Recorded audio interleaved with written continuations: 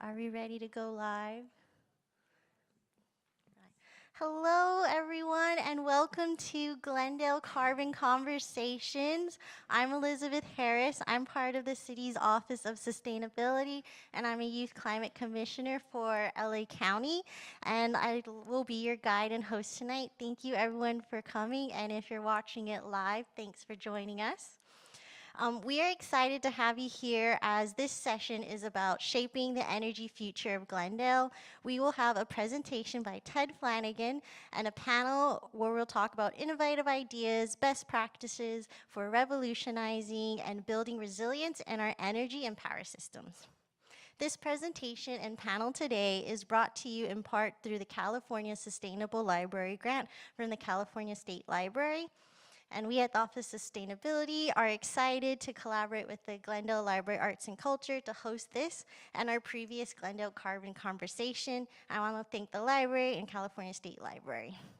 And before the Central Library and before Glendale, I want to acknowledge that this place was and still is the home of the Gabrielino Tongva tribe. Though a lot has changed over the centuries, the Tongva communities in and around Glendale continue to be stewards of this land, and we can learn so much about our environment and community by learning about them. And I encourage everyone here and online today to learn more about the Tongva communities and the numerous indigenous communities in California and beyond. And luckily, the Glendale Library has dozens of resources for you to get started and check out. So the order of events tonight will be a presentation by our speaker, Ted. Afterwards, we'll have a panel discussion with Ted and our other experts, Nicholas Rue, Monica Campagna, and Michael Reed, and I'll introduce them in more detail later on. Throughout the panel, we encourage you to ask questions and create a discussion. I do want to note that all the ideas, concepts, and solutions that we'll be discussing and talking about tonight is not city policy. The aim of tonight is to educate and learn something new and share ideas, but we'll certainly be taking notes. So please welcome Ted Flannigan. Ted has advocated smart and responsible energy management for the past 38 years. He's worked with two major electric utilities, New York Power Authority and Los Angeles Department of Water and Power. He served as the Energy Program Director for Rocky Mountain Institute. He's researched green power strategies through America, Europe, and Asia with the John D. and Catherine T. MacArthur Foundation. And for the past 13 years, Ted has led the EcoMotion team with dozens of projects for schools and universities, local governments, and corporate clients. Please welcome Ted. Thank you. Checking. Thank you, Elizabeth. Thank you. It's great to be here. And Tor Allen in the back, my friend of many, many years from the Solar Schoolhouse who organized it. I thank you, Tor. And I wouldn't be here if it weren't for Dan Brotman, who's the recently appointed mayor of Glendale, who's right here, who asked me to join the Glendale Water and Power Commission at a very fiery time. And so I really have learned a lot about Glendale and appreciate Dan very much, and good to see a bunch of you here tonight that I recognize. So, our carbon conversation. Let's see, it seems like it's falling apart. Very quickly, because most of you are so familiar, and some of you are right at the root of the background here. But for those of you that don't know the Glendale situation, we have a power plant in town called the Grayson Power Plant. It was about 160 megawatts. It's almost like a museum if you ever get a chance to go there before it's torn down. Some of the units go back literally to the 1940s. So it's one of the dirtiest power plants in California. And Glendale Water and Power, which has always served the city very, very well in providing reliable power, decided to tear that plant down and to put in 262 megawatts. So repowering was actually upsizing the plant quite dramatically. 260 megawatts combined cycle, simple cycle turbines. And at that point, Dan Brotman and Monica Campagna, who will be on the panel, and Kate Unger and others formed the Glendale Environmental Coalition, and they said, why would we want to build a power plant, a natural gas power plant, burn natural gas for the next 25 years minimum, when we're trying to get off gas, we're trying to decarbonize our community. So they said no, and they held significant rallies, and the council said, you're right, let's see if we can't figure out a different way of going about it. And the repowering, the 262 megawatt project, was pretty much killed at that point. The city went out and sort of said, what other resources are available? The kinds of things we're going to be talking about tonight: efficiency, load management, demand response, distributed energy resources, what's available that we could do to lessen our need for a power plant yeah, at the Grayson site. We really did not do very well as a utility, and I've been involved with the second round of soliciting, trying to come up with clean energy resources. We really haven't been able to attract the kinds of third-party initiatives that I think are critical for the city that I think we still are going to be going after. But GWP, given all of this, GWP came back with a revised plan for Grayson, and instead of going from 150 megawatts to 262, the revised plan was to build 95 megawatts, made up of 5 Wärtsilä engines, super precise, very clean burning for natural gas, potentially could be shifted to hydrogen. Big fight over, should it be 5 units? Dan Brotman and company were saying, no, it should be 0 units. Ultimately, after a couple years, the situation ended up where we've got 3 units that will be built there, as well as one of the largest Tesla battery power islands in Southern California. So very exciting. So that sets the stage. There was a big battle over that. And I think now with building the 3 units, we still have, and by the way, those units can only operate 14% of the time, right? So they're not base load units. They're just to come on very precisely when we need the peak power. But it gives us tremendous flexibility, I think, going forward. But we still have the need now to fill in the gap with energy efficiency, demand response, load management, and distributed energy resources. So EcoMotion was hired last fall, I guess last summer, to look around the country and to look around the world at best practices. What have other utilities done? What have other cities done? What have other states done? Jurisdictions. We looked far and wide. We looked at energy efficiency programs. Energy efficiency is not particularly sexy. Everybody's excited about solar and storage now and microgrids, all the stuff that my company does. But efficiency is still the cheapest resource, the cheapest way of achieving our goals, and the cheapest way of meeting our peak demand. So we looked at weatherization programs. Why weatherization? Air conditioning, don't want to let the cool air out. Appliances, education programs, demonstrations, community outreach, direct install programs, assessment and coaching services, all sorts of special low-income services. We looked at load management, a new concept of community energy storage. Some of you have probably heard about community solar.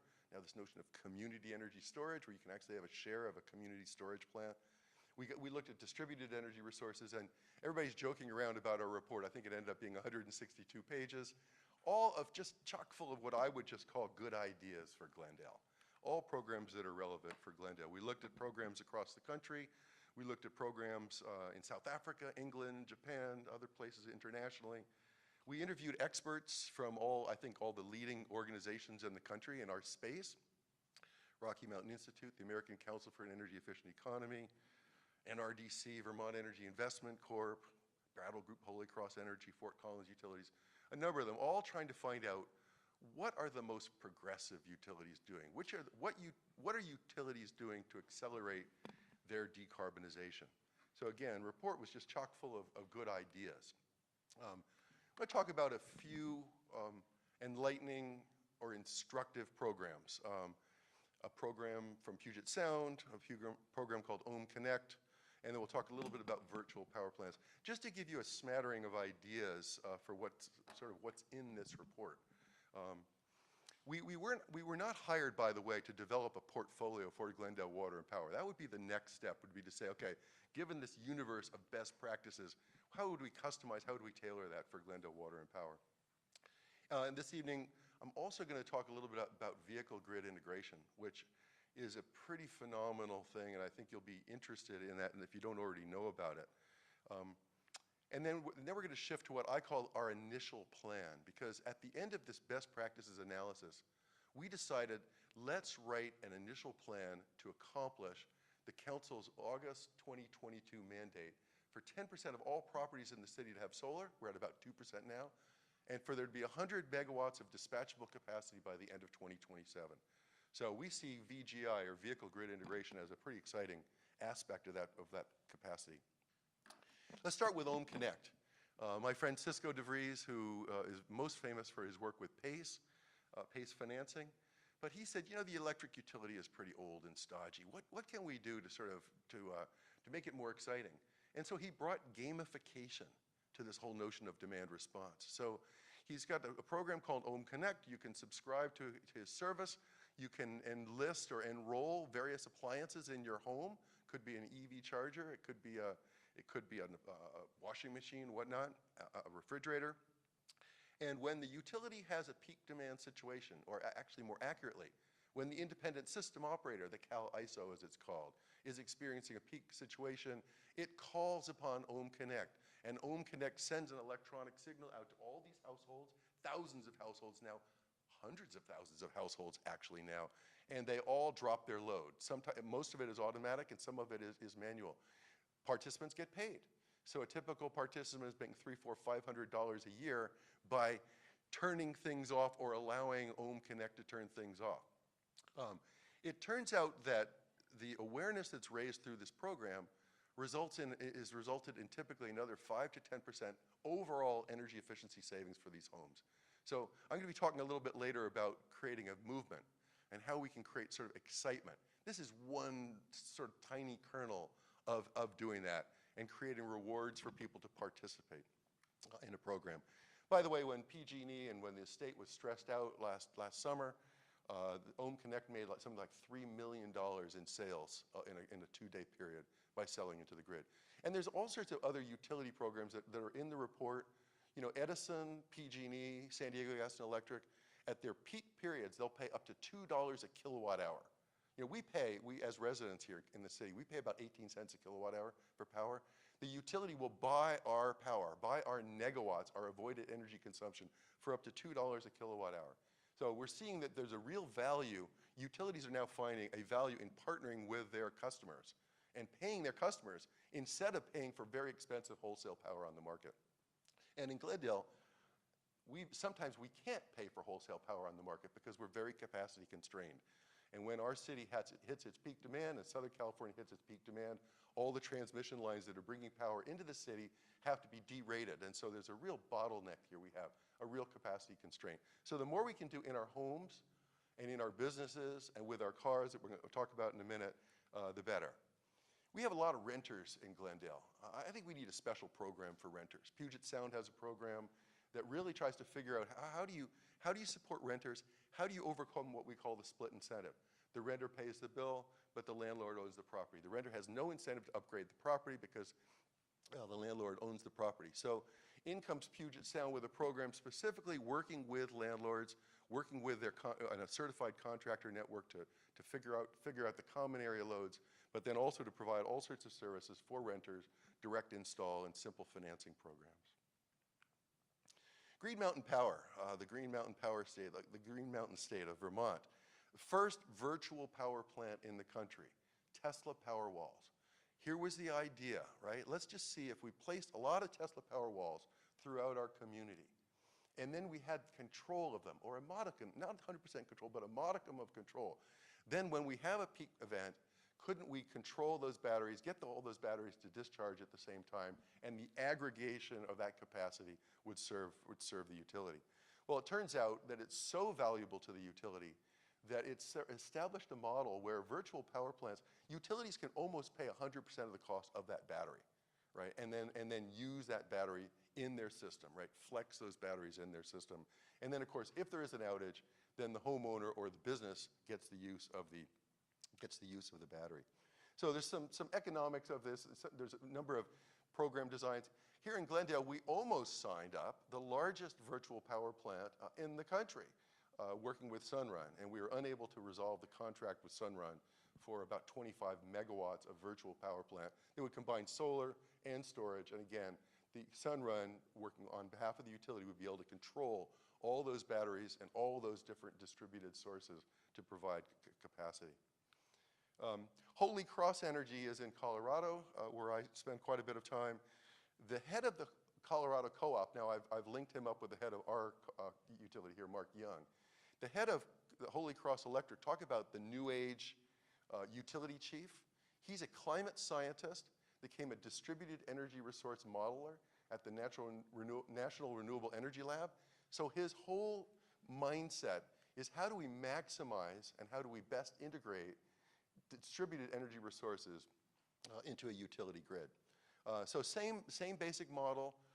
If you allow the utility, if I allow the utility to put batteries on my property, then the utility has a measure of control of those batteries, and I basically get the batteries paid for by the utility, right? If I want to control the batteries myself, and I don't want to take any incentive from the utility, that's okay too. We have lots of clients that are looking at that for energy resilience. So there the utility doesn't have control, but it actually serves the utility anyway, because when the grid goes down, here are all these customers that can actually support themselves. VGI I mentioned. Has anybody heard of V2G? Raise your hand if you've heard of V2G. Okay, so it's a number of you, and now V2G, Vehicle to Grid, is being replaced with Vehicle Grid Integration and Vehicle to Building and Vehicle to Everything. So I have a Chevy Bolt. How many people have an EV in the room? So we have EVs in the room. We probably have some Teslas. We have some Bolts. We have anything else? Ready? What? Prius. All right, all right. So my Bolt has 65 kilowatt hours of energy on board, right? I have an inverter that charges that. It's a 7 kW inverter. So if you have a Tesla, you probably have about 75 to 80 kilowatt hours on board. Compare that to a Tesla Powerwall, right? About this size that would get bolted onto the side of your garage. That's only 18.5 kilowatt hours. So my Bolt has 4 times the amount of energy in the battery as a Powerwall. And most of the time my car is just sitting there, right? And I'd be happy to be plugged in and have the utility call on my car when it needs capacity. Or if I really am about to take a long trip, I can just program it so the utility can't call on my car.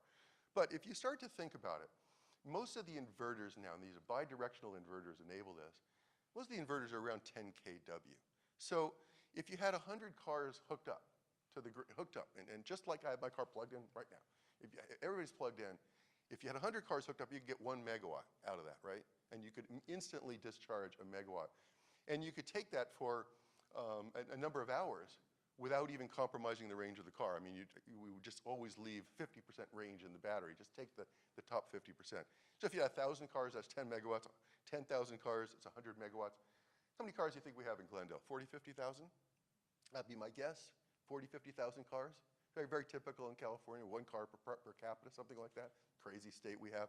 So, I mean, if we had 40,000 cars hooked up, 400 megawatts. I know I'm stretching it here, but that's 400 megawatts of dispatchable capacity.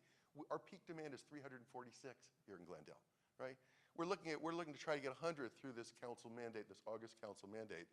Here's an avenue to get multiples of that, and to do so very cost effectively. And imagine that you drive your car to the airport, and you plug it into a bidirectional inverter, and when you're flying off on your vacation, your car is making you money, because it's getting paid every time it discharges into the grid.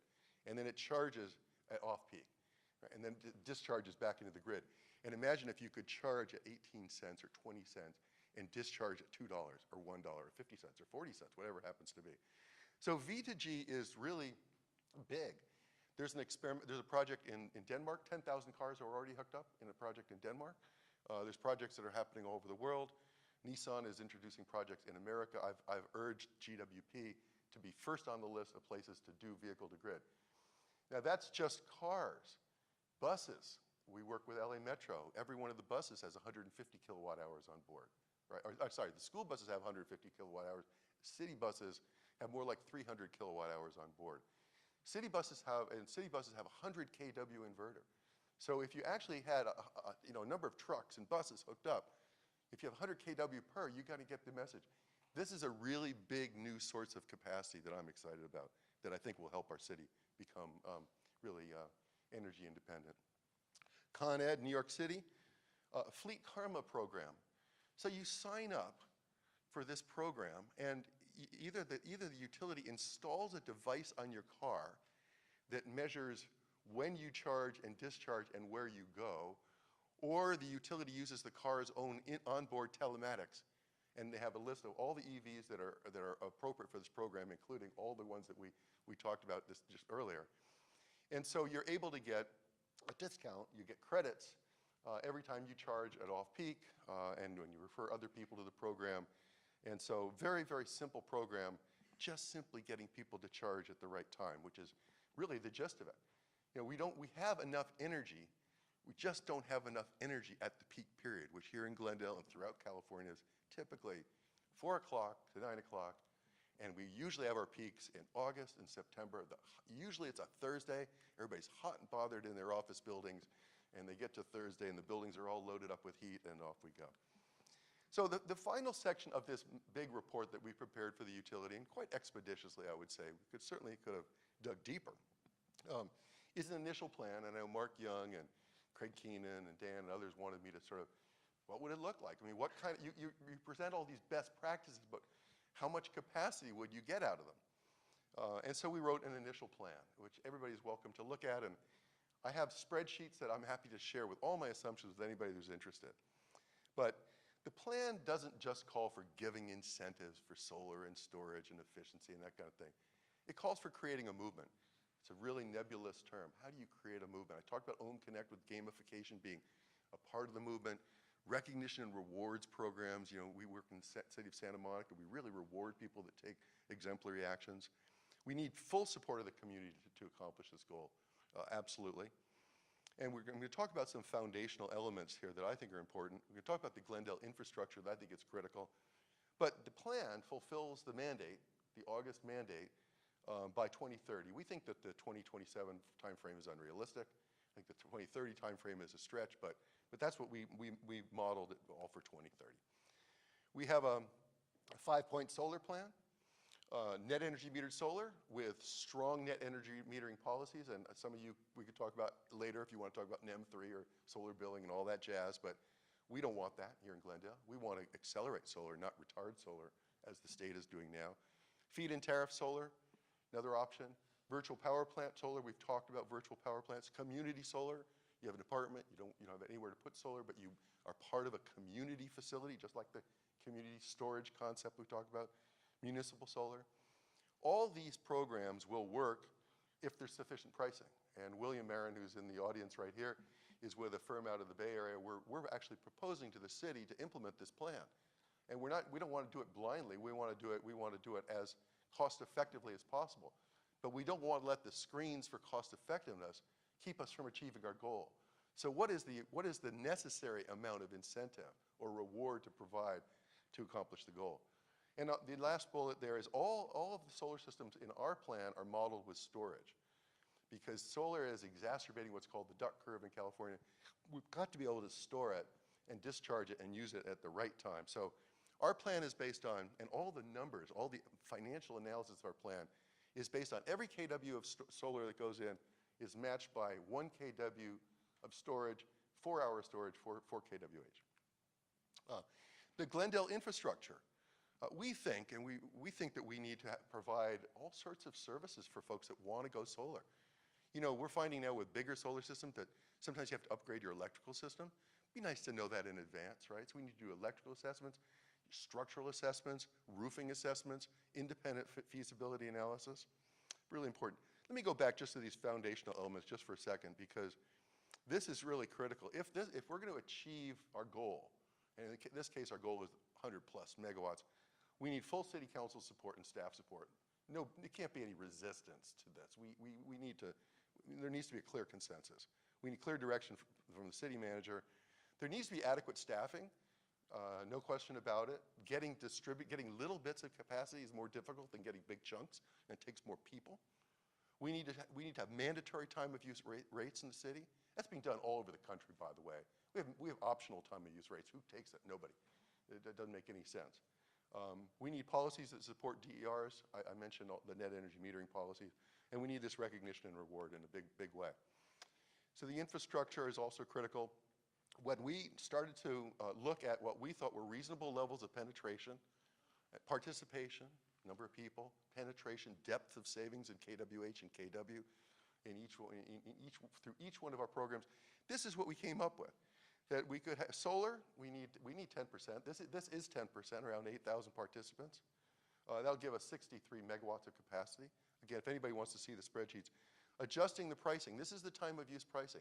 This is saying to people, just as the cell phone has said to people years ago, or airlines have said to people all along, it's more expensive to buy at peak power, right? And so in the utility, it's more expensive to serve a kilowatt hour during a peak period, much more expensive than it is during the off-peak period. So we got to get our pricing in line that sends the price signal. That should not raise anybody's bills at all. If they just shift their usage to the appropriate periods, their bills can stay constant. Distributed storage, vehicle-to-grid integration. This is my midpoint number, which is only 9 megawatts. The movement. I talked about the movement. Again, remember gamification, getting people fired up. Everybody, myself included, can save 5% in their home right now. I know that. Easy. Everybody can save 5%. Most people can save 10 or 15 or 20%. We have to figure out a way of getting them fired up and excited to do that. And it's not just about saving money. It's got to be about feeling good and feeling like you're part of a community movement. Doubling efficiency, distributed energy resources, so we end up with 112 megawatts. So I call it the Solar 100 Initiative. I'm already trying to come up with a clever name to make people happy about it. It's just a working title. But what does it cost? And Mark Young was a little disappointed with me when I presented to council. He said, Ted, you forgot to talk about costs to the council. Well, I think when we add up all the costs of doing what I just talked about, and we're modeling storage at $1,000 a kilowatt, $4,000 a kilowatt hour, and solar at $4 a watt, $3 a watt, $2 a watt in different sectors, we come up with a cost of around $400 million. That's for 112 megawatts. I think that's less maybe now than the 3 Wärtsilä engines going in at Grayson, which are 55 megawatts running 14% of the time. But it's interesting also, in this model that I'm talking about, or in this plan that I'm talking about, we're asking consumers to become part of the solution, right? Just like we have our own solar system on our house, many of you do. So of that $400 million, about $158 million is paid by consumers, and the utilities actually has a cost of about $250 million. So what would that do for our community? And well, it would give us price stability, as we're locking in. When we lock in a solar system today or a distributed energy resource today, we're buying it today's price, we're locking in power, we're hedging against future utility escalation. We're locking in long-term savings. I know the solar system on our house, we have a net cost of around $12,000, and we have a $40,000 savings stream coming to us over the next 25 years. We have local control, right? We're going to be taking care of our own resources within the city limits. We create local jobs that spur economic development. We clean the air through our clean energy. We decarbonize. We meet our decarbonization goals. We achieve more energy independence. Because we put all these batteries through our systems and we've wired them properly, we create fantastic levels of energy resilience that we never had, which is critical for seniors and folks that are on life support systems. And we demonstrate great leadership as a city.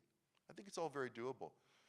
What we propose to Glendale Water and Power, and what I'm going to be proposing at 8 o'clock tomorrow morning, is not that we spend the next year and a half studying the situation and then spend another year sort of thinking about what we studied, but instead just to go right into direct implementation of this plan.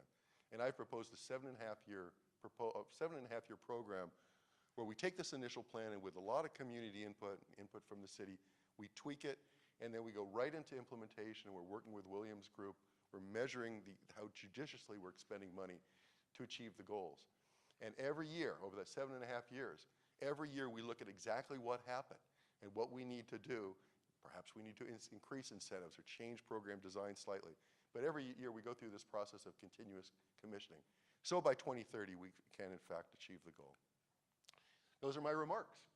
Thank you very much.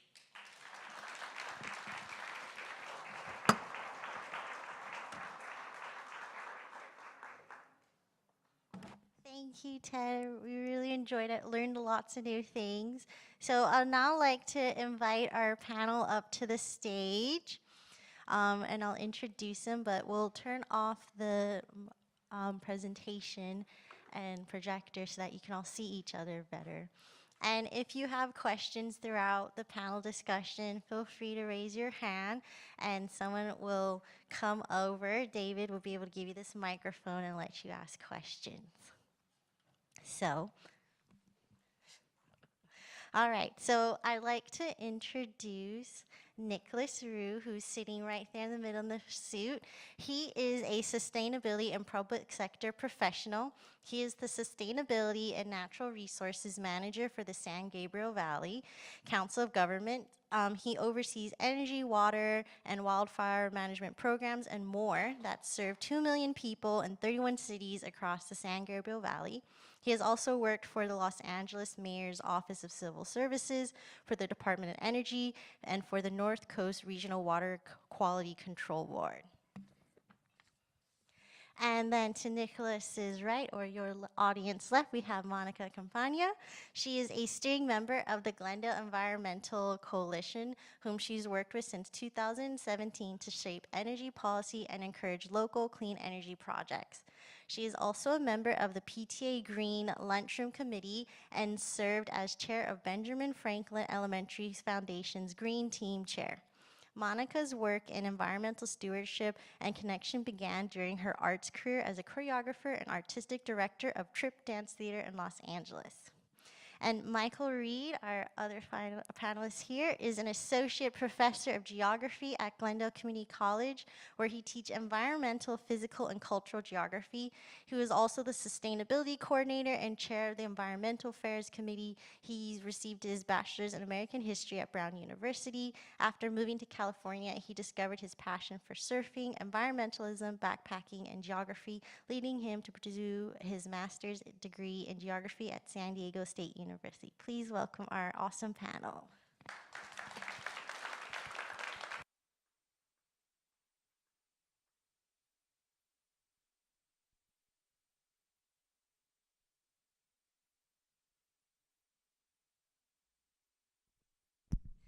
So, hello everyone. Thank you for coming today. And I like to start by asking our panelists a simple question to warm us up. I think what you talked about, Ted, is amazing, and what we see other activists and community members do is also amazing. But I feel like sometimes as the average person, or maybe because I'm on social media a lot because I'm a younger person, it seems like being an activist and environmentalist, you kind of have to do it perfectly. But I think what we kind of learned today, it's collective action and collective steps. So, what's an imperfect environmental action that you've taken this week? And everyone in our audience can also raise your hand if you participated and can relate. So I guess, for instance, I normally take the bus, reduce our carbon footprint. But this morning, I was really enjoying a lion, so I had my partner drop me off by driving me into work, and then he had to drive back home. So that was my imperfect environmental action. Does anyone else relate to that? Awesome.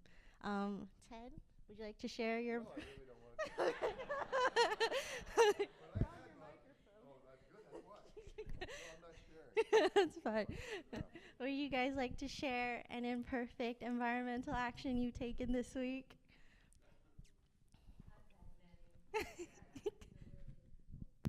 Okay. Well, the big one was I flew across the country. I mean, I was on an airplane, yeah. I can relate. The joys of travel. This is something I was actually just talking to students about today, because we were talking about relative amounts of emission in various countries, and students, particularly students who are really hesitant to do anything about this for whatever reason, they often turn immediately to China and the admittedly huge emissions of China from their coal-burning power plants. And if you explain to students that they're also the largest manufacturers of solar panels, they're the largest electric car market in the world, they're really doing everything in an attempt to get themselves wealthier. Some of them will say, well, doesn't all of that emissions from the coal plants negate everything else they're doing? And they use words like negate, which my response initially was, well, that's probably not the right word, but I pointed out that I drove here today in a hybrid car. And that's not the perfect solution. Yeah, it gets 40-some miles a gallon as a truck. That's great. But it's still a car I have to put gas in every so often. It's not perfect.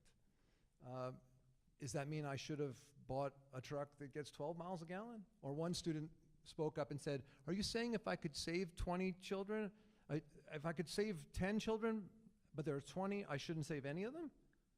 right? So we had this same conversation, but I think we're all in that world. You know, students are born into a world where they say, I didn't cause this problem. Why do you want me to feel guilty for living? And of course, the answer is I don't. I want us to work towards doing better.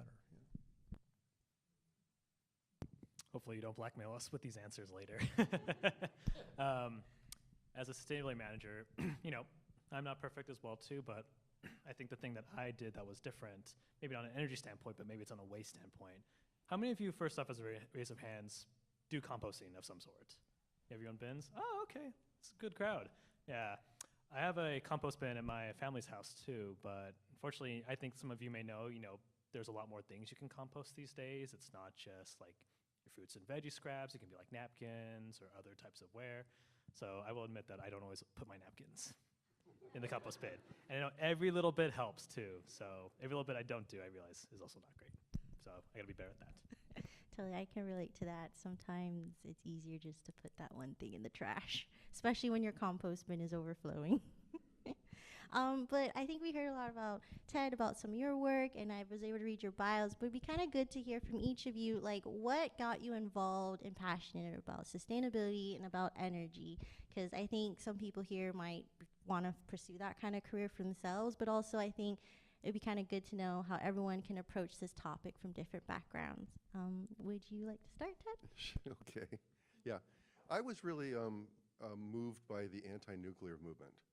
When I was a kid in high school and college, there was just a huge push in the United States to build nuclear plants. And I was just so opposed to that and became enamored by, civil violent or nonviolent direct action, civil disobedience. And I became a trainer for the Clamshell Alliance, and we, taught people all about nonviolent direct action, and we hosted the big Seabrook demonstration back in New Hampshire. And there was a time when we thought, it was all peace and love, and everybody had long hair, and it was, it's just like, why would these capitalists be building these huge nuclear plants that could potentially wipe us out?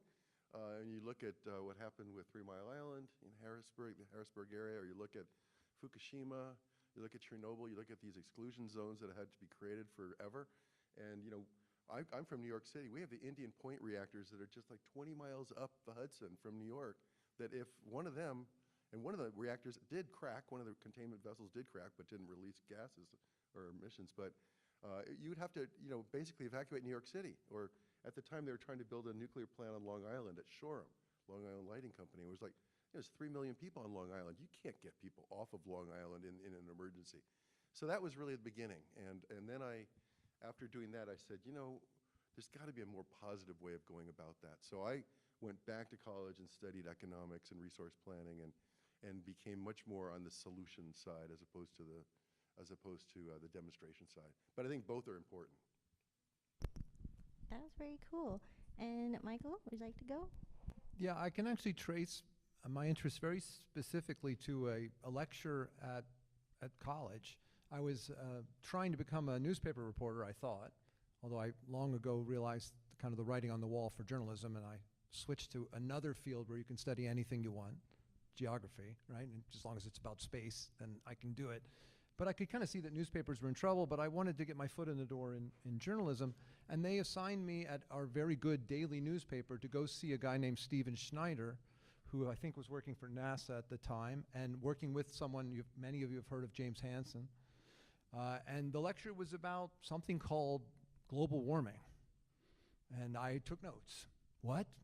These national parks I just fell in love with are going to possibly be destroyed in my lifetime? And if I have kids, sea levels are going to come up and storms are going to get worse? That sounds bad. I hope they're wrong. I remember very clearly thinking, I hope these scientists, because that's the way science works. You hone in on the truth over time, on the best you can predict things. And at that lecture, Mr. Schneider, who's passed away since, recommended a book called The End of Nature by Bill McKibben. And so in my free time, I read a book called The End of Nature, which I still recommend. It's the first book for the widespread public about global warming. And, if you haven't read it, he made the very persuasive case, spoiler alert here, that if we are changing the weather everywhere, And if the way we have conceived of nature is that which is unaffected by humankind, then there is no nature anymore. And at the time, that seemed very radical to me, and today seems pretty prima facie obvious at this point. So that, for me, that was the beginning of, taking a family's love of going to parks and hiking around and eventually being very worried that things I'd fallen in love with were under threat. Yeah, no, these are great stories. I think for me, it actually also goes back to high school as well. I might be dating myself in some sense, but a lot of high schools, I think, like early 2000s, started to offer more environmental science classes. So I had the opportunity to take that class, and I really appreciate it. I mean, it can feel like a very depressing topic because you're like, oh, it's all doom and gloom. There's no hope. There's nothing you can do. And I was like, is that fully true? I wasn't too sure about that. But, I think, being in LA too, we all understand, like, the air quality is not always great. I think when you go to, like, some parts of the San Fernando Valley or San Gabriel Valley or even near some of the cliffs in Palos Verdes, you can kind of see, the air quality isn't great on certain days too. And you're like, wow, this is our Earth, it's our community, and it's our home. And, is this something we can change? And if we have the opportunity to do so, why not do it? So that's what kind of spurred on this path to, I guess, lead me to here now too. But I think past college, I majored in environmental studies. I decided to work in government, and I felt like working in government was an opportunity to really, put policies and programs into action that can really lead to incremental or good change over time. And I think in the energy space, as all of us are here too, we understand that this is really one of the best areas to, not only address climate change and do types of greenhouse gas reductions too, but to, really create a future that I think can, really spur society in a lot of other good ways.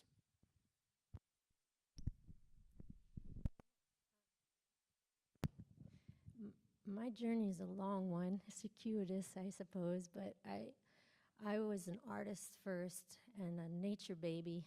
Love the forest and loved nature, still love nature. And as I matured as an artist, was creating work, it became not only about our connection to our own bodies and our disconnection with our own bodies, connections with communities, disconnection with community, but also about connection with nature and disconnection with nature.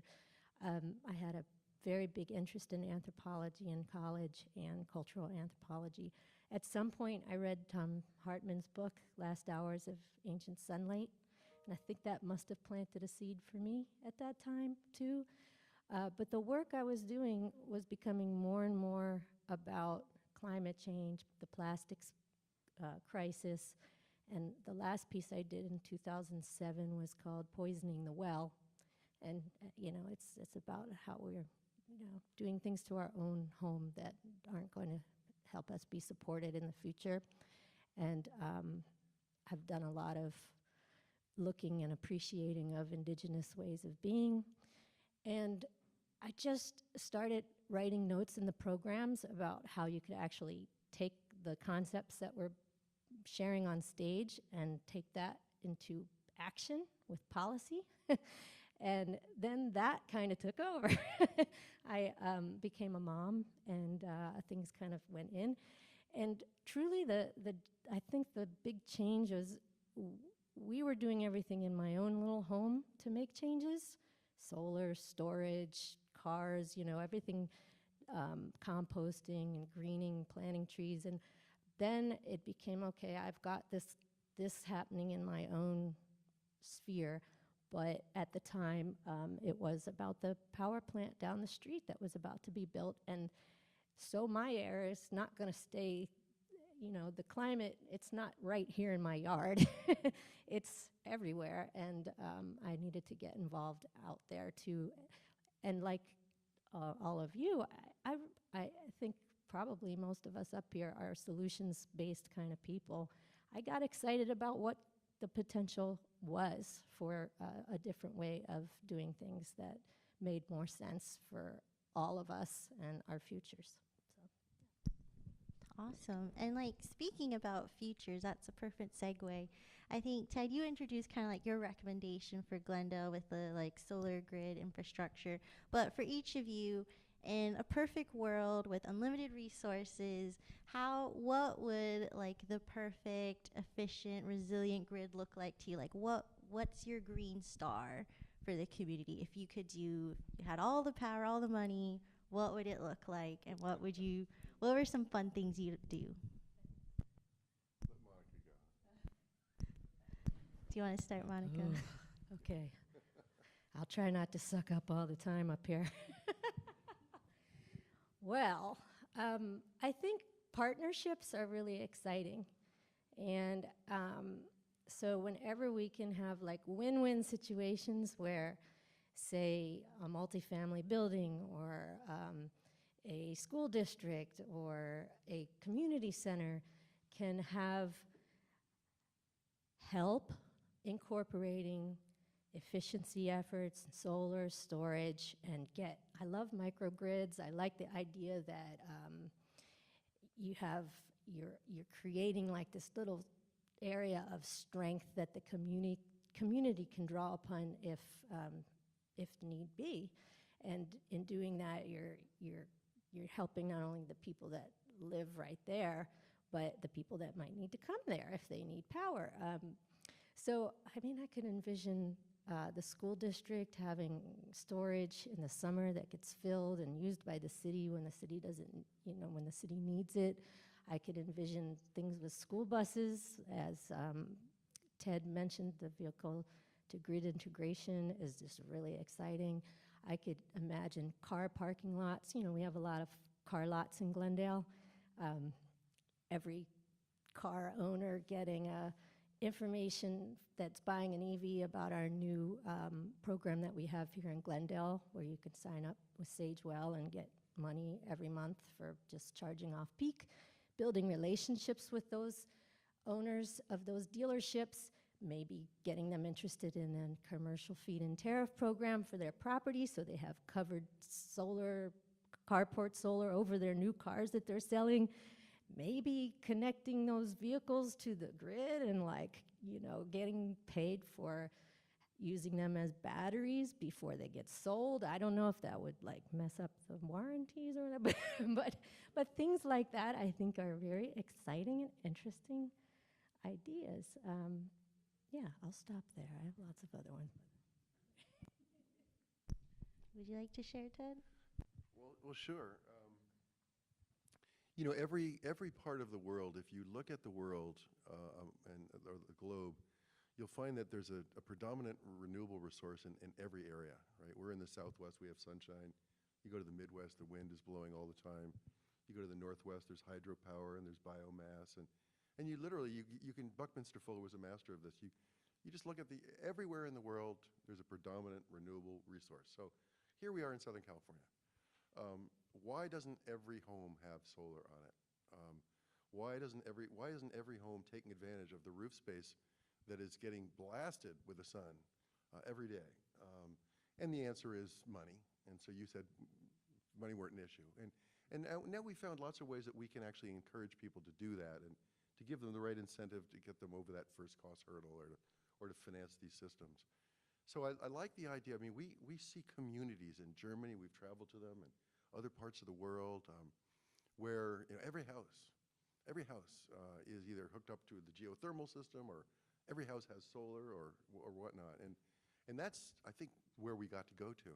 And that's not to say that we disassemble our utilities. The utilities are the macro grids. Everybody's excited about microgrids. And I can tell you, having designed a lot of microgrids, they're very, very expensive. So, we don't necessarily all need to be independent. In fact, it's kind of nice to know that if my inverter fails on my solar system, that I can draw from the grid. That's pretty sweet. So we want to have, I guess it was Brian Hennigan of Holy Cross Electric who said, probably in the future we want to have networked microgrids. We want to be in each building, each homeowner. Everybody takes responsibility, and we figure out financing ways of making that really possible. But then you're also connected to the bigger system, and so you have this great level of resilience. That's pretty cool. Again, I think if you look around the world at best practices for energy efficiency, for renewables, for cars, for land use planning, for all the things that we're talking about, boy, the models are all there. The solutions are all there. fear not. We have the way to have a sustainable energy future, and it's primarily just a matter of money. And so now our utilities have to turn a corner. You know, they have been the monopolies. They have been making money, even municipal utilities, making big transfers to the general fund. Don't mess with our transfer to the general fund, right? But now is the time when we have to say, you know what, the old utility model changes. It's not a one-way street anymore. It's a network. And we're all used to networks with our computers and all, but it's a networked energy system that builds tremendous resilience. It optimizes on decarbonization, and it optimizes economically as well. So I think all the technology is available, all the resources are available. It's primarily a matter of raising awareness and providing the avenues to people to have the cost, the first cost. And that's why I said with my plan for Glendale, we need a movement. And we need a leader at Glendale Water and Power. We have that at the council, but we need a leader and leadership at Glendale Water and Power to make this transition. Just like that utility in Colorado, Holy Cross Energy, has done. It's completely possible. And they're actually keeping their rates very stable, because it turns out, a little secret out there, renewables cost less on the market than fossil fuels right now. So you're actually better off not owning a big old fossil fuel plant, but buying wind and buying solar from the desert and all. These are more cost effective. So our utility just has to get in line with these mega trends. That's my vision.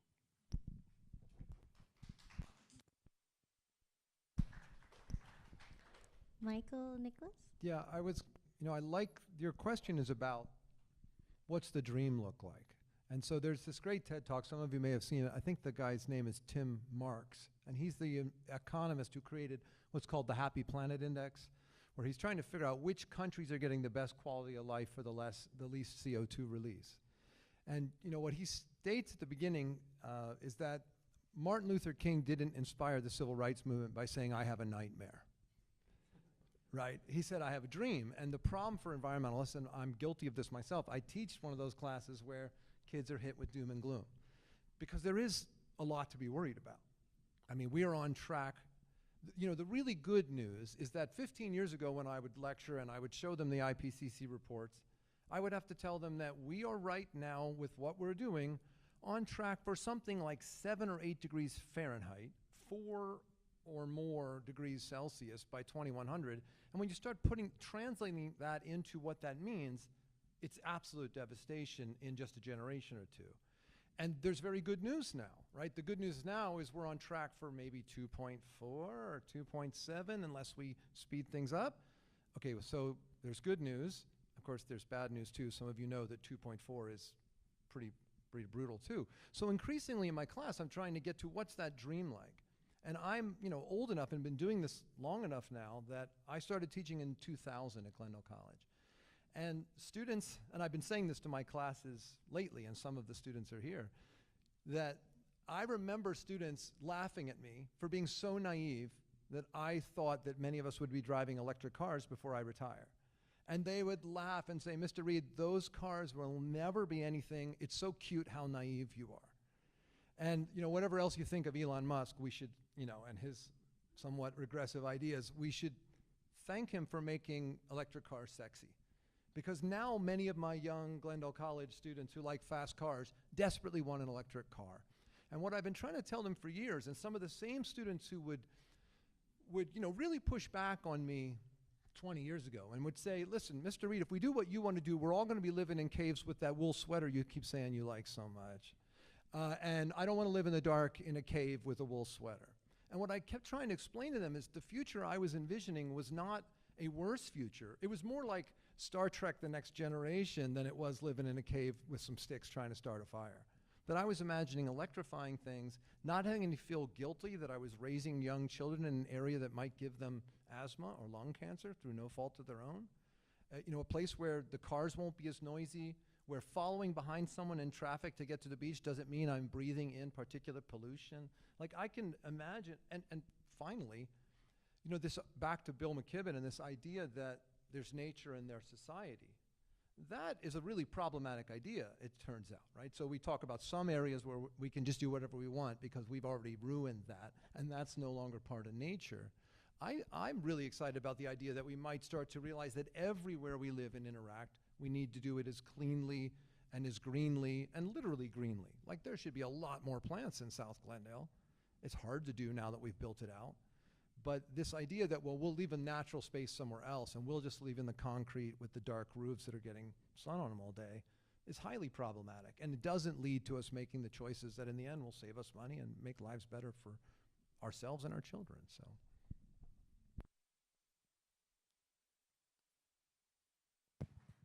As you can tell here, we have a lot of dreams and visions. So, definitely like to hear everyone's point of view too. And personally, I don't think mine is that much more different too. I mean, ideally, I think, as a younger person, perhaps, my dream would really be to make sure that we don't have climate change to worry about anymore. Obviously, change is half of the phrase too, so there's always going to be some type of adaptation that we need to do to it. So I think, one thing that maybe is not as sexy to talk about though too is really just the infrastructure itself. A lot of our infrastructure, nationwide is debilitated or overdone or, could really use improvements. I think it was American Society of Civil Engineers. They gave us like a D+, I think like maybe 5 or 10 years ago, which is not great. I mean, that's for like bridges, waterways, everything. But, when we're really looking at developing like a clean energy future, it really means having really a resilient grid. I mean, people joke on the West Coast like we don't have weather, but, we have, facetiously like wildfires, earthquakes, things like that. But, just try to imagine though too, if we did have an earthquake or if we did have a fire, like people have to evacuate, people can't access, technology in certain ways. So it's really fundamental how much energy matters, because if we don't have it, society can't function. We go back like hundreds of years or so. So if there's a way to really develop an energy resilient grid, whether, it's updating our transmission lines, weatherizing our homes, like those little things with, unlimited resources and funds, it could really make a difference for us and really allow us to not have to live in fear of like certain events that we may not even have some control over. And I think also too, what really matters too, I know we focus a lot on technology and funding and things like that too, but there's also the maybe intangible human aspect of too, is just really a culture that truly understands too. And I think, as more and more people, grow up, they realize these little things are happening, like there's sea level rise, half the state is on fire, there's, a lot of, building retrofits or things we need to deal with, like all those little things and being able to understand and try to do our part is really going to matter too. So every part or every little thing, like I think Tara Elizabeth was saying too, like, there's a little bit of waste we can get rid of or be a little more energy efficient. It does matter in the long run. So I just want to encourage us to all continue to do that. And, we can all live out our dreams too for a climate resilient future. Cool, thank you. I love all these dreams. I mean, it'd be really ideal if we had unlimited resources to achieve any of these. But I guess before I continue, I do want to open up to our audience here today. So if any of you have questions for our panelists, feel free to raise your hand. We'll come around with a microphone. If you don't have questions right now, that's okay. Just raise your hand while they're talking and we'll have someone come over. So do we have any questions right now? Oh, we have one question. Thanks. I just want to ask the audience, how many are students right now? So junior college or city college, community college, high school, a little bit of both. So one thing I just wonder for the panel is how to engage more of these students. And some of the things that are being talked about is to create space in schools for them to actually work on being part of this movement and helping shape this movement. So if anybody on the panel could add some thoughts to that. Do you want to start, Monica? Well, first of all, TOR and Solar Schoolhouse have really pitched in Glendale and done a lot so far, and I really appreciate the work that you're doing. This generation coming up, I mean, it's on your all mind every day, and having a way to do something about it is so important. I do a lot of work in elementary school in Glendale, and I think every school can be a laboratory for experimentation. It should be integrated into all the schoolwork somehow, but there really needs to be this tangible experience with clean energy, with urban greening, with plants, with how to create circular systems with waste, You know, all of that stuff is ripe for tools for teachers, and I'd love to see like Solar Schoolhouse come into every school, every grade level, all year, and hit every child every year. Programs like that just will spark ideas and create a climate of change for the better. So we won't have to talk about should we, but we could talk about how we're going to do it. So yeah, I think it's really important. I'll jump in and say we worked in Santa Monica for a lot of years. And one of my very favorite programs that we did in Santa Monica involved students. And we just said, let's have students go door to door in Santa Monica, canvassing neighborhoods. And we had them trained, and Stephanie, raise your hand. You were one of them, I guess, at one point. But I think at the end of the summer, by the end of the summer, these kids had approached 7,000 homes in Santa Monica. They were trained by our solar experts. So the idea was to identify really good rooftops. And so they identified really good rooftops, and they knocked on doors. I think there was one dog bite incident, if I remember correctly, but that was the worst of it. And then really good rooftops, we had the mayor, who was a friend of ours, write a letter to the homeowner saying, did you know that you have a really good rooftop? And if you'd like some information about, the economics of putting solar on your rooftop, call us at Solar Santa Monica. So I think students can be incredibly valuable in this, in being the front line. In the Coachella, one other little quick story is out in the Coachella Valley, we were doing all the greenhouse gas inventories and the climate action plans for Palm Springs and Palm Desert, all the cities out there. And some of those cities are very progressive, and some of those cities are not progressive at all. And so we developed a body of students. We had 20 student interns. They were called Green for Life. They all had these bright blue T-shirts on. And they went to every single council session where we had a contentious issue on the ballot. And they were there to say, this is our home. Thank you very much. You guys, meaning us, have largely screwed it up. Get out of the way and let us now decide what to do with our communities and how to decarbonize our communities. So we have to, I think, getting youth involved is critical. It can't just be ideas from people like me and the folks of us on the panel. And we also, it's not just students. Here in Glendale, we have a very strong Armenian population. And we have to figure out how to work effectively with the Armenian population. By the way, all the Armenians up in our neighborhood, they love the EVs. How can we get that particular demographic as excited about solar and storage and energy efficiency and all the other stuff we're talking about as EVs? I think it's important. So we have to go to every sort of segment in our society, whether it's breaking it down by ethnicity or breaking it down by age. But we have to find ways for all these different groups to plug in, because this movement that I'm talking about. It's like an acupressure exercise, right? It's like we're touching a lot of different things to make the whole be effective. Michael, you work a lot with students over the years. Yeah,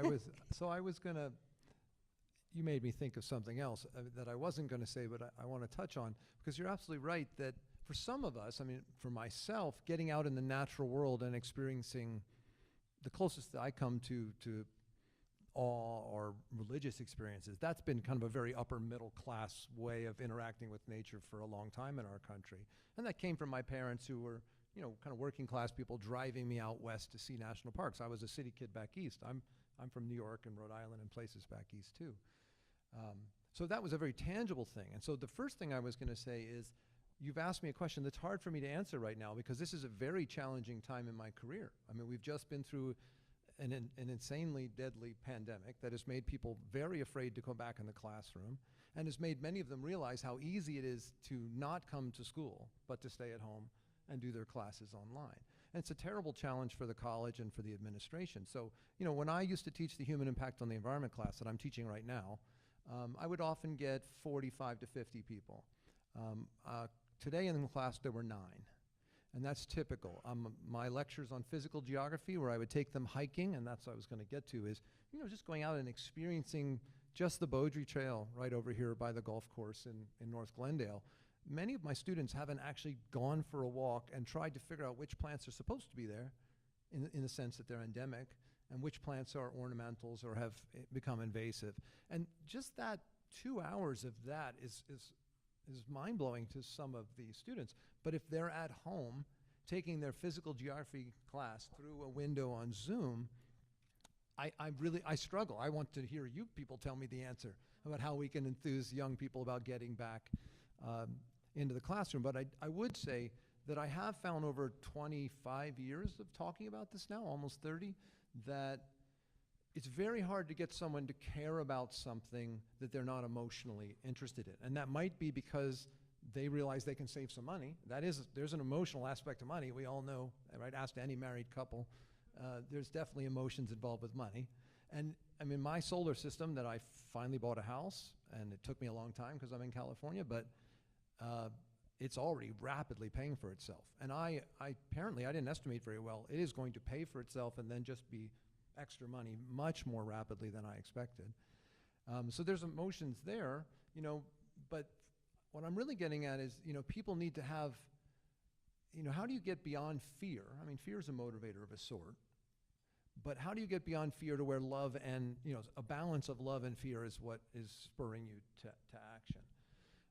And I don't have the magic answer, and if any of you do, I've got a job for you at Glendale College, Did you have the answer?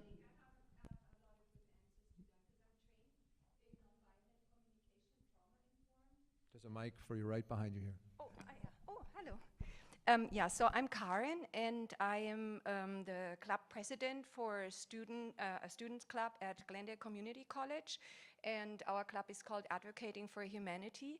And I've been thinking about this my entire life. How do I get people to care? Not only about little children, which is, tiny, or the future adults that we are raising. They're not just cute, but they are the future. These are they hold everything about us. They are the ancestors, and they are the future. And so from my own trauma history of growing up in a home that was highly patriarchal, hierarchical, I had to first dismantle the whole system. Like, how can they not see the cruelty towards their child that they are doing on a daily basis? And I saw that repeated in school and in the workplace and in college even, that like ongoing repetition of cruelty against humans. And I realized that by being treated like an object that can be shut up, be told to, like, that everything about you is wrong, technically, like I'm going extreme now, but when you're treated that way, you're being dehumanized. And the humane in humanity is what we have to focus on in order to make a difference, to get the emotions involved. We must have compassionate classrooms, and it starts in infant daycare, preschool.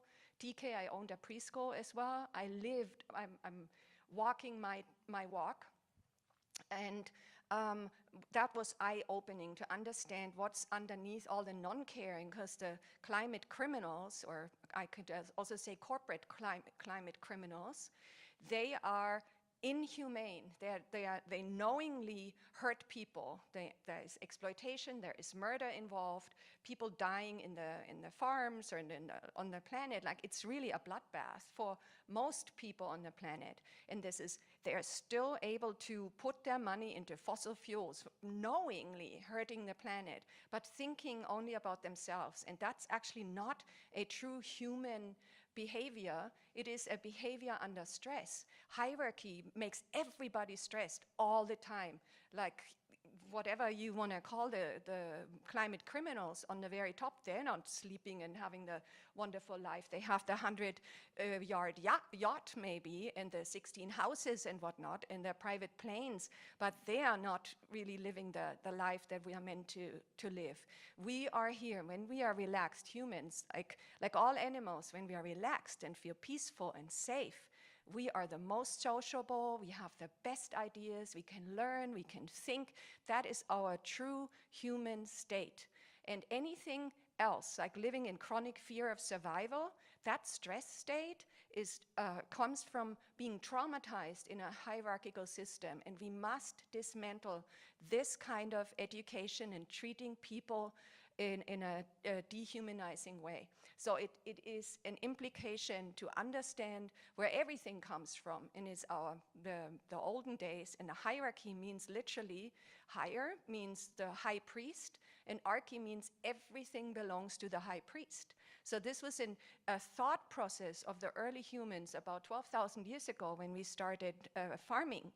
And figuring out how to have a good life and everybody safe, and in the Fertile Crescent and Mesopotamia. That was the time when people didn't know that there wasn't any God throwing flashes or something. I'm going to cut it shorter. But there is so much knowledge to understand human thinking, human education, to then go into this. This is the result of being chronically stressed, chronically scared, chronically means we are mistreating others with the anger, with the fear. We are not being really humane. And that is where the key is. The compassion is the key to the survival of the planet, of our species, and everybody else. So talk to me. I'll be very glad to share more. Awesome, thank you. We have a question over here.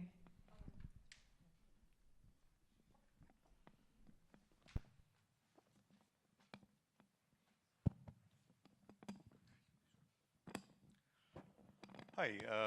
Couple of you talked about the need to import power, or the resilient grid that you mentioned. As you may know, Glendale's transmission capacity is constrained. And it takes about 10 to 15 years to build transmission capacity. At what point should we start building Glendale's capacity?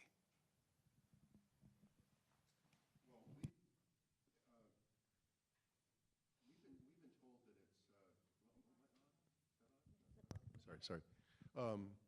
Yeah, it's a good point. We just got some additional transmission capacity, by the way, from the Intermountain Power Project for Glendale. But we've been told that we're basically capacity constrained, and that there's no way to add transmission capacity in the corridors that are. What is transmission? Yeah, Those are the big, huge power lines that come into the city. So those are called transmission lines. So, yeah, I'm glad you asked that question. Of course, Yeah, no, the power system is, we got power plants typically, and then you got the big transmission lines, the big high voltage transmission lines, and then they come into a city like this. They come into what's called a substation, a transfer station, and then they go into the distribution grid, right?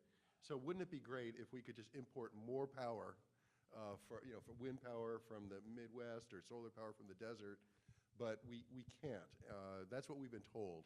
And it's not up to the city doesn't have the right to build more, and that's what we've been told. So the best practices analysis, all the work that I'm doing, is based on the assumption that we can't get more capacity. Now, if we could, I guess that would be a good thing. It's not building energy resilience. It's not building the local economic development that I'm talking about.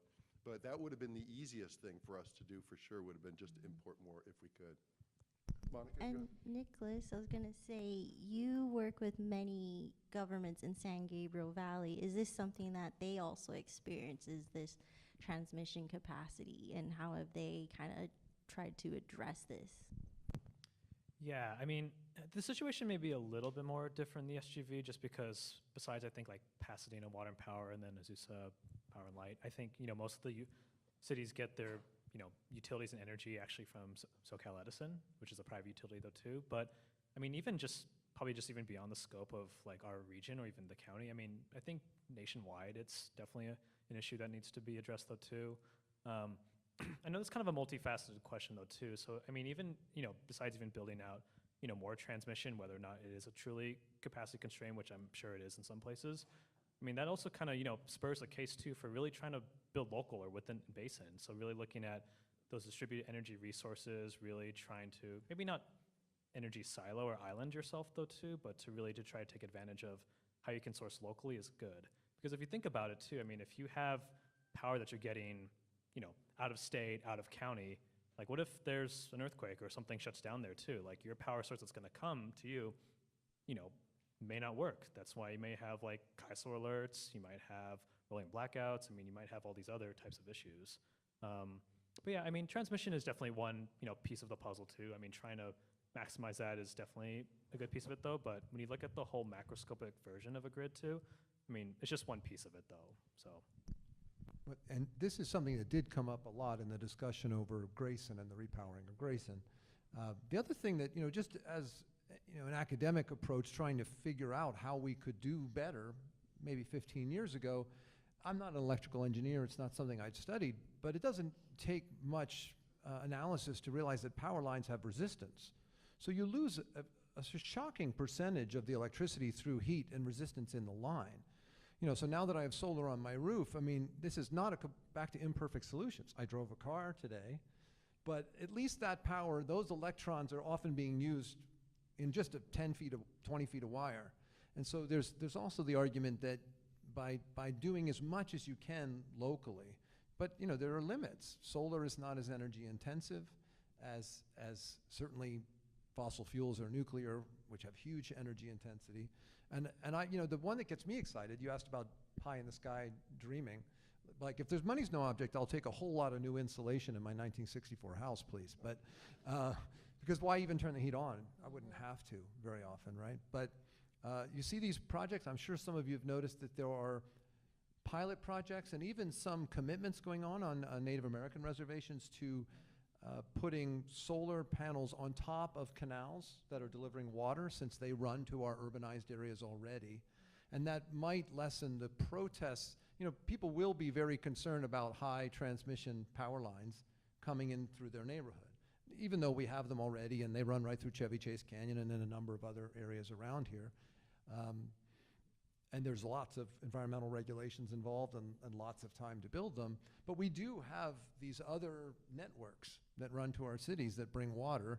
And the idea that you could shade the water, reduce evaporation, and also generate electricity on the way is a pretty exciting idea. And I'm not sure why I didn't think of it a long time ago. It's a good idea.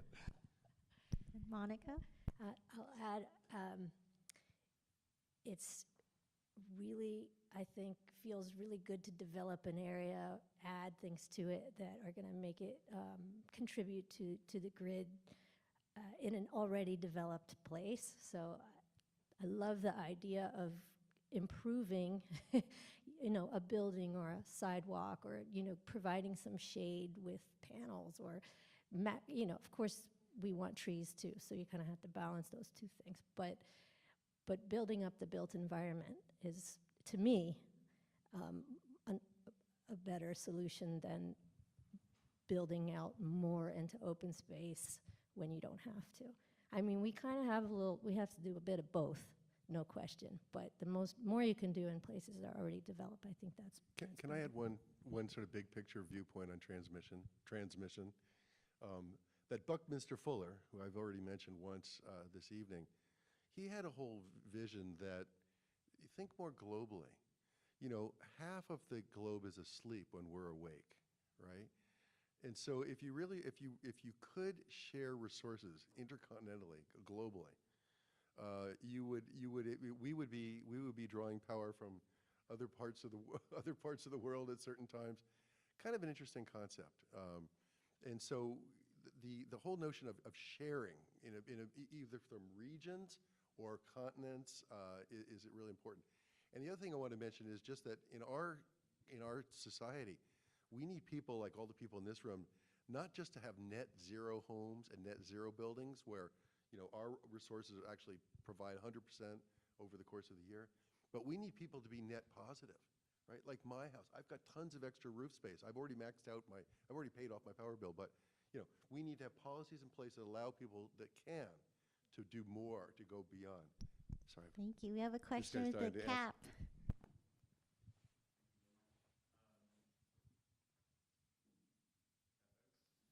Is it on? Oh, okay, yeah.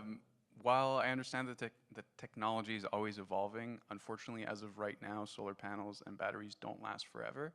So while making these plans, is there any consideration for waste management from these products, and what does that look like? Does anybody want to grab that? There's a lot going on right now with solar panel recycling. And just as there's a lot going on with EV battery recycling, right? some of the people have recognized here's a huge market. So there is a lot going on with panel recycling and now battery recycling. And storage, I think you mentioned, and batteries, I don't think that lithium ion is going to be in our lives for very long, right? It's been a very big boon. It's created what we were talking about, thanking Elon Musk and Tesla. But lithium comes from sort of countries that we don't really want to be dependent on, and it's flammable and all that kind of stuff. So there are, I'm really excited about sort of just what you're talking about. If we're going to be sustainable, how do we address the waste management stream? So I don't know if you've heard about like iron air batteries that are being developed now, and instead of lithium ion, a heavy earth metal, iron air batteries are made with iron and air. Right, very basic, and they actually use rust oxidizing and deoxidizing to store energy. There's this flow batteries that are being developed in Korea that are they're two tanks of electrolytes that flow back and forth, and the tanks are the size of this room, right? And the electrolytes can be replenished. There's no life like a lithium-ion battery is like basically a 10-year life. So there's a lot going on in that space, and what a great career opportunity, for somebody to sort of see. Another really great career opportunity before the end of life of solar panels is maintaining older systems. My company now is being asked more and more to go out and figure out how do we refurbish older systems and give them another 10 years of life or 15 years of life. So these are opportunities for all you in the room. There's a lot of solar companies, but there are now all these secondary or derivative sort of businesses that flow from them. Yeah, I guess one other thing I'll just add on to that too is you might actually want to look at the state, the Cal Recycle Agency. They had a panel that I was in Sacramento, I think in February, and it was like on household and hazardous waste, which is like, very specific to types of waste though. But I think, it's something that, statewide they're looking at too, because you're right, like, when everything you do in the environmental climate change space, whatever solution you have, there's going to be side effects. And so, trying to develop a renewable energy grid, trying to develop solar panels, yeah, it's going to enter into the waste stream. So I think it's something, I think the state is trying to take a little bit more leadership on too. I'm sure, there's definitely an economy for it where, money can be made, but also trying to, mitigate our waste is going to be important. So you might just want to take a look at that too. And that kind of goes to one of the questions I had for the panel was, how do you balance the ethics of transitioning and decarbonization with the impacts that it creates along the way? So I guess like Ted mentioned, there are ways we're looking into creating new batteries, different batteries that don't rely on heavy metals, and there's looking into ways of how to recycle solar panels. But at the same time, if we push for EVs, how do we balance like the need for EVs right now in the current manufacturing processes, and how researchers like Kyushu University found that, buying a new EV is still more energy intensive than continue to use a car that's used, even if it's a gas car? Or how do we balance like getting solar panels when there's a lot of different materials that go into them, and how do we recycle them because there's so many materials? So how do we balance the needs of our community now, which we do need to reduce carbon emissions and decarbonize, but how do we also balance out the side effects of doing that as well? I can address this briefly because it's a question students ask all the time. And it's a reasonable question, although it's very often a kind of a red herring. I mean, so your question is well taken, and as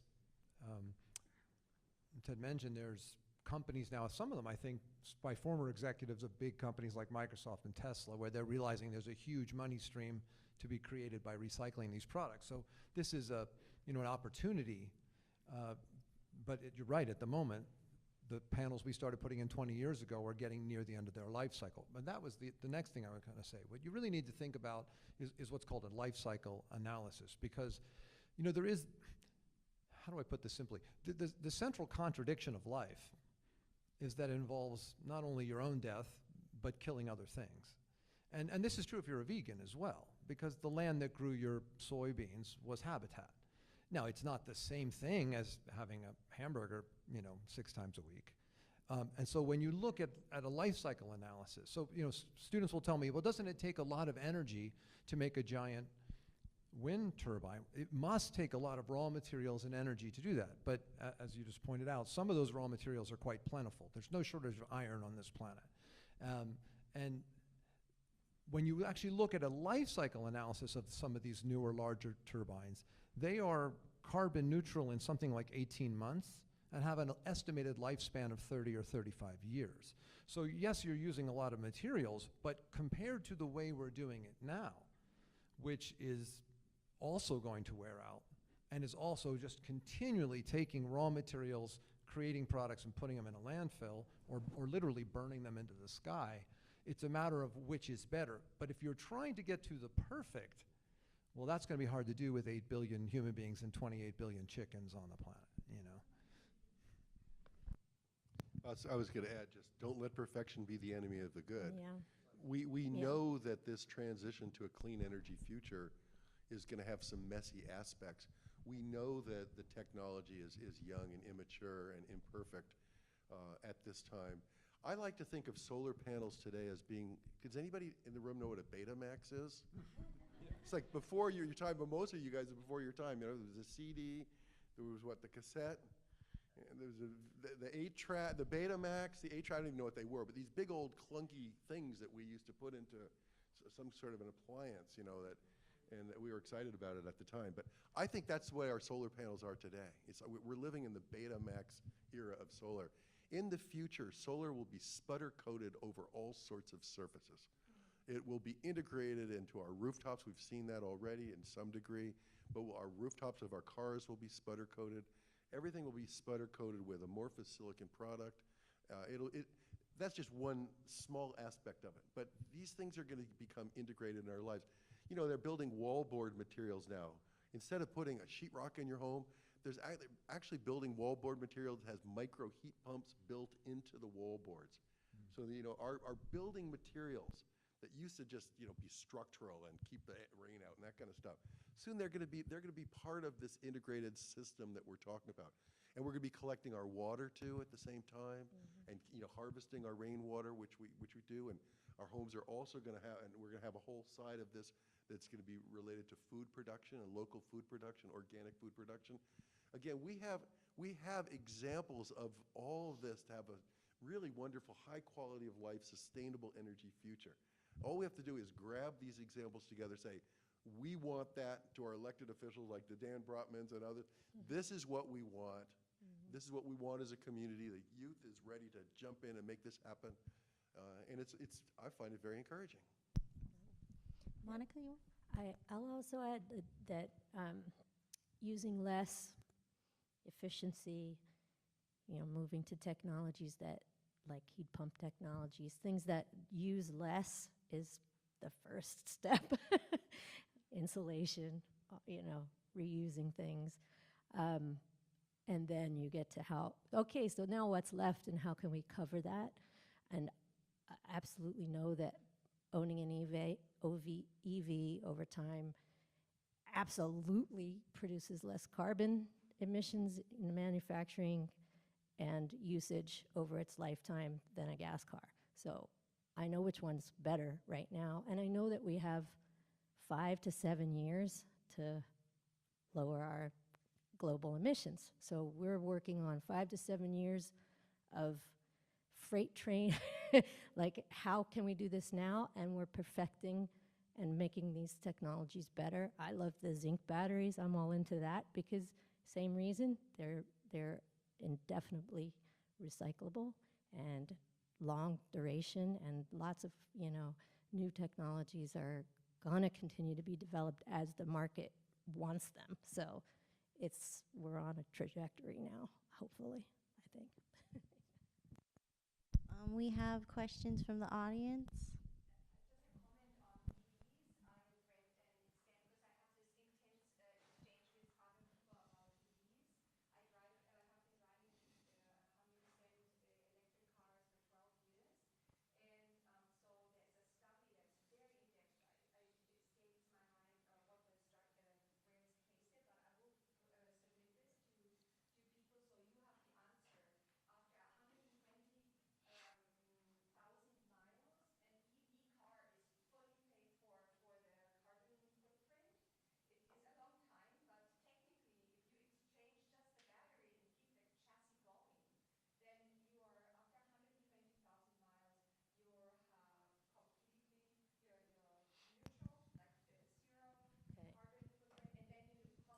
I think it's far, far less than that. Yeah, I from was the gonna, I was study gonna that I say read. that's an Yeah. underestimate, I I suspect. think- But it is more than some people would think. You are negative initially, that's true.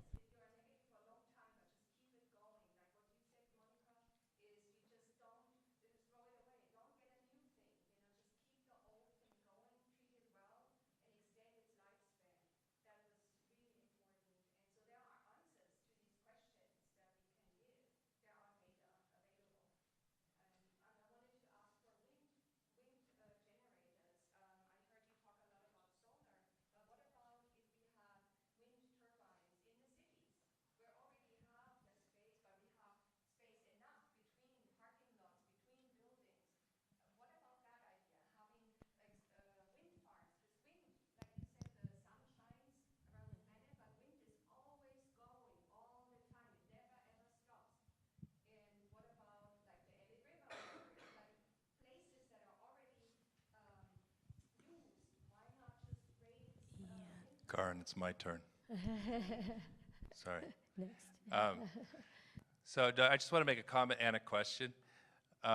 So for the youth here, and for everybody, this can seem kind of abstract, right? So I want to, first of all, invite you to come out to the Solar Discovery Fair this Saturday at Roosevelt Middle School from 10 to 2. Just get your hands on solar energy in a lot of different ways, solar cooking, etc. Step back there when we're done and check it out, the information. Just come on out.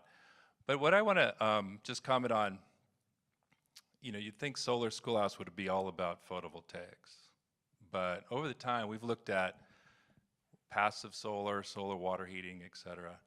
And I think for transforming our communities, existing buildings, it's not only putting photovoltaics on rooftops and batteries in the basement or in the garage, but it's also improving our insulation. It's building backyard gardens. It's putting a bicycle in your garage. And also, what's the other piece? But so those are all jobs. And then the fact that climate change is impacting us now, because wildfires are hitting us. Wildfires weren't really on my consciousness 6 years ago, but now it's every year we have to prepare for them. So there's home hardening, how to make your home more resistant to wildfires. Ted mentioned rainwater harvesting. As the temperatures warm and we have a lot more winter water, we want to capture that for during the dry season. So there's going to be a lot of retrofitting of existing homes, and those are jobs. So it's not just the solar and battery in your house, but a whole lot of things that'll be retrofitting your home.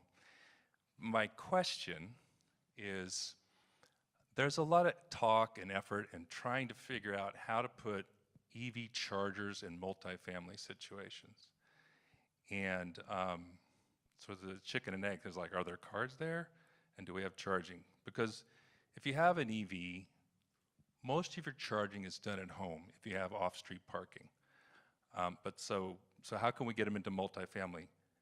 But I guess this is for Ted, is sort of how far away are we from bidirectional VGI, V2Grid in that situation, so that we make them V2G compatible right away as we start to solve that multifamily situation here in Glendale? Because that's sort of being discussed, being chewed on. If you either make it, I'll let you answer the question. You raised so many good points, Tor. Sorry. But the V2G or the VGI is right on our doorstep. The Nissan Leaf has had the bidirectional inverter on board for years, which was really ahead of the pack. And now, we've just, we advise a lot of school districts on solar and storage, and now electric vehicles, electric buses. All of the electric buses that are funded by the California Energy Commission are all V2G capable. So Bluebird buses and Thomas-built buses, all those buses now have been forced to, be set up for V2G. So that we're getting there. Is it 5 years out? Again, there's been amazing demonstrations in Europe of V2G. There's even a big stadium that's being built in the Netherlands that everybody that comes to the stadium is going to plug their car in when they get there, and while they're watching the game, The cars will be powering the stadium, right? You get a discount on your ticket.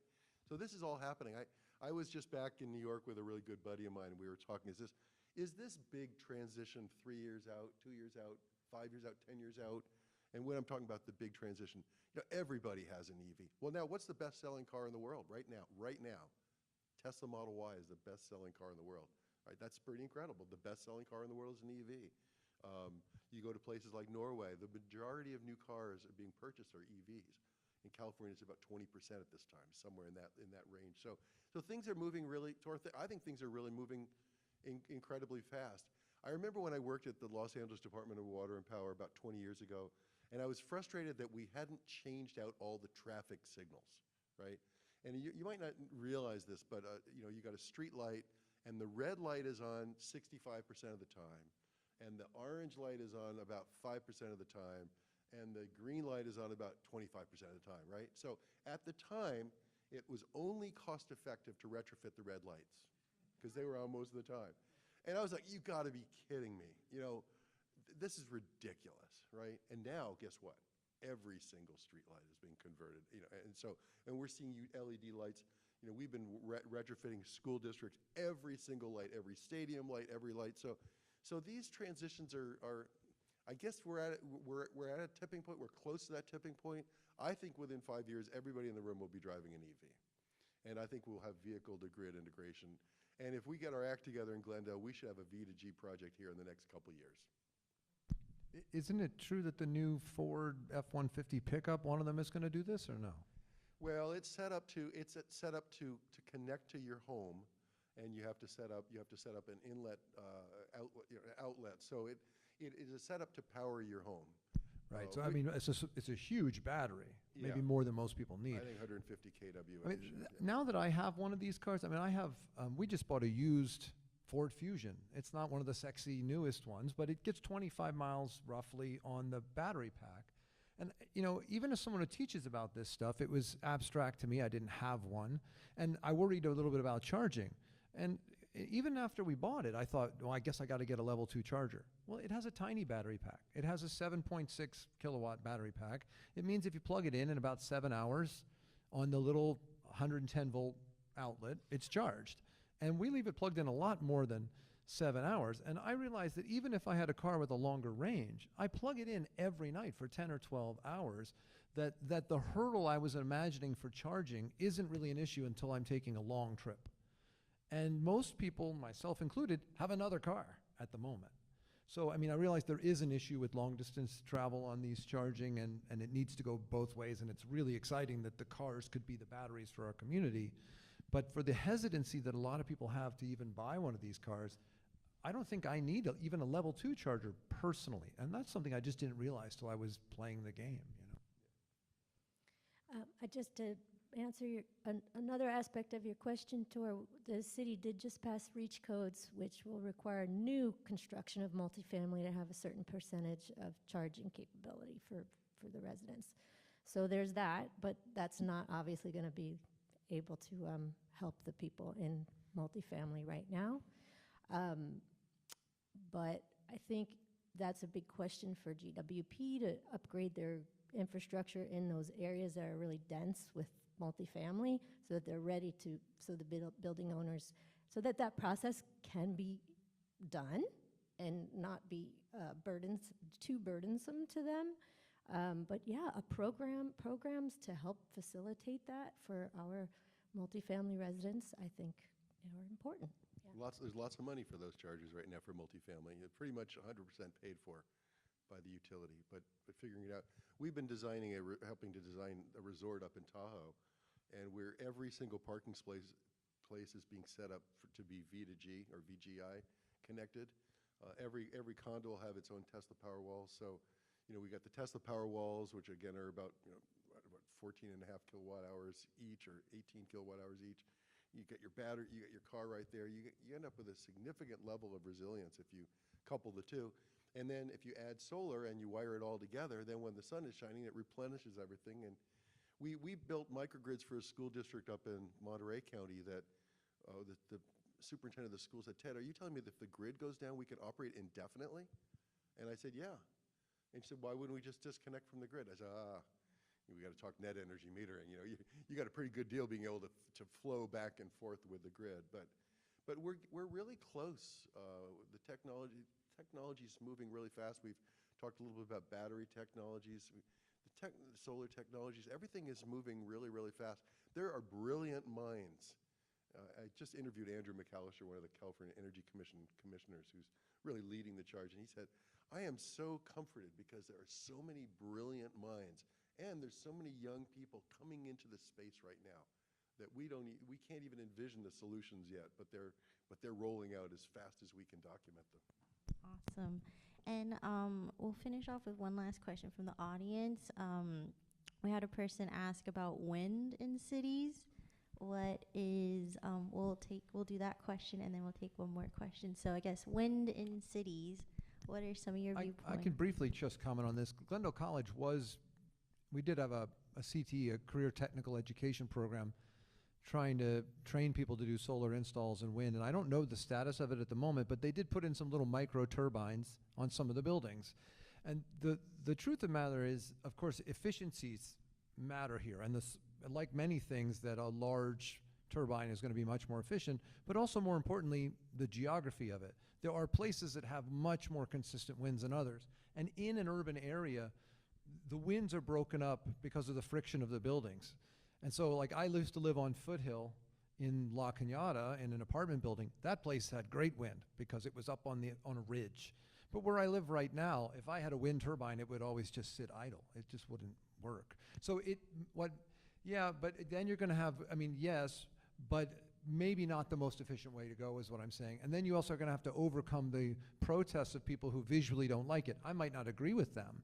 I don't think a coal-burning power plant looks very nice either, or a natural gas power plant looks very nice. But when you start, even Ted Kennedy's family protested having windmills in view of his house, which to me was kind of absurd. So. Yeah, I think you're absolutely right.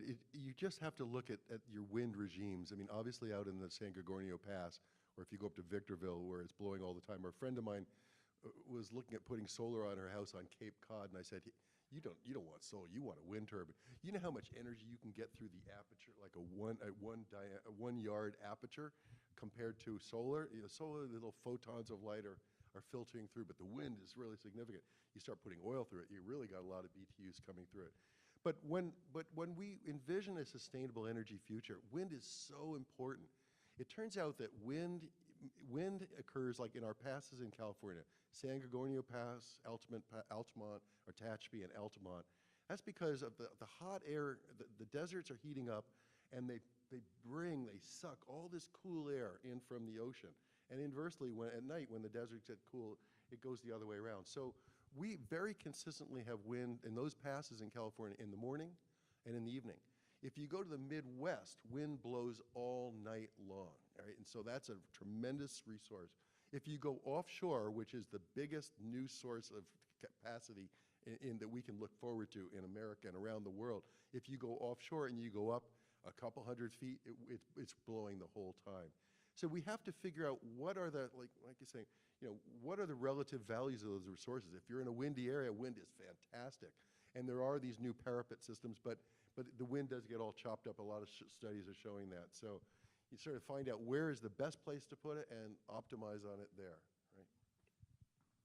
And we have one last question from the audience. Hi, my name is Erin, and I'm one of Miss Clark Reed's students. And a source I've read for a research project on climate change states that preventing more than 1.5 Celsius of global heating means that our average emissions should be no greater than 2 tons of carbon dioxide per person each year. But the richest 1% of the world's people produces an average of more than 70 tons, and Bill Gates, according to a report, emits almost 7,500 tons of carbon dioxide.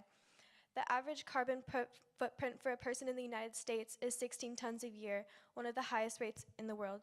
So I guess my question is that, knowing that the majority of global greenhouse gas emissions come solely from the production and consumption of the things we use and buy every day, what do you think about consumerism and its result of individual emissions of heat-trapping gases such as carbon, and it's like leading to climate change?